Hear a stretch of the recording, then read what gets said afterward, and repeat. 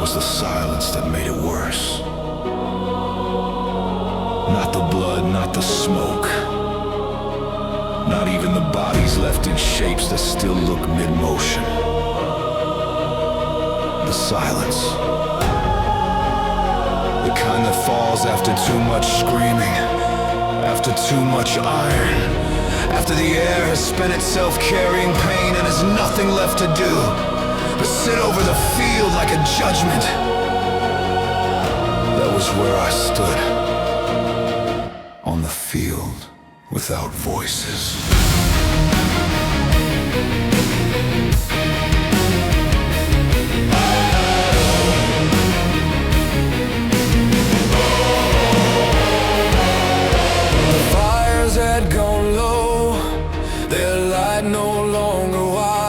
Just red pockets breathing in the wreckage.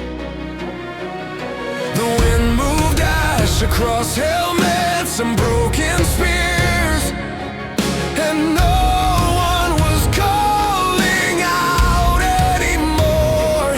That is the hour when victory feels far away.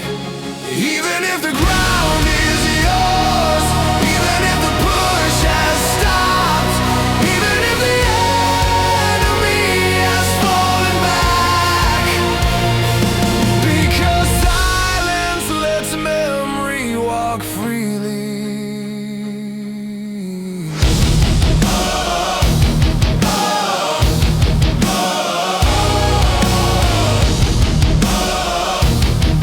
It shows you where your brothers were, shows you where they dropped, shows you what the noise had hidden, while survival was still too urgent to feel.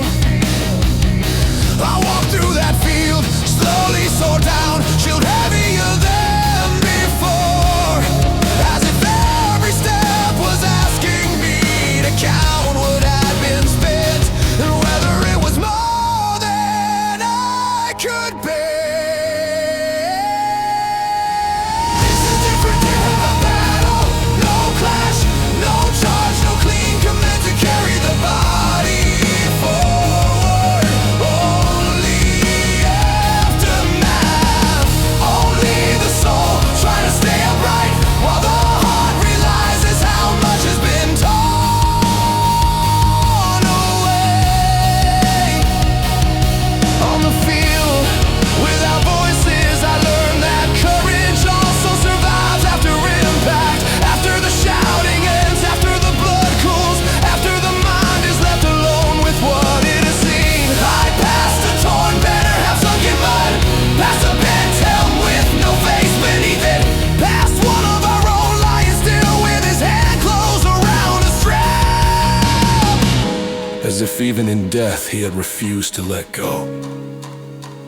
And I wanted to break, not from fear this time, from weight, from the sheer holy ache of still being alive, when others had already given everything on the same ground. But the Lord is not only God of the charge, He is God of the quiet field too.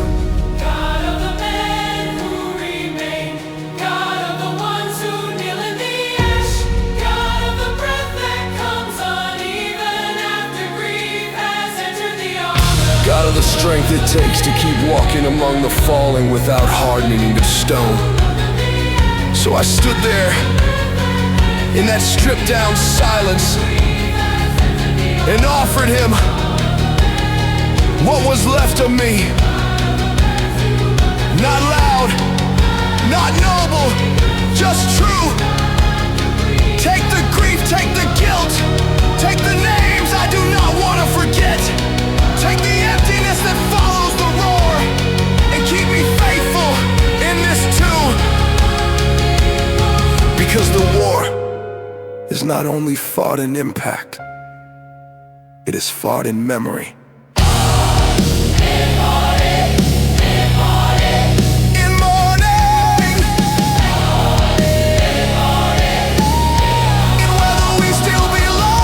To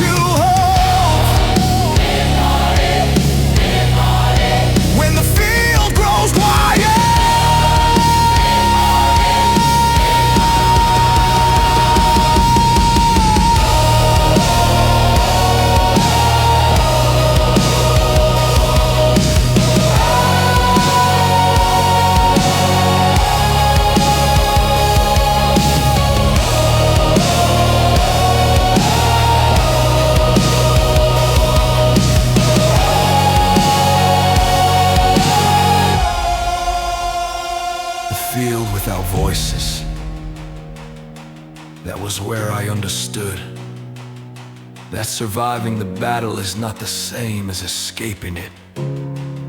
Still, the kingdom was there.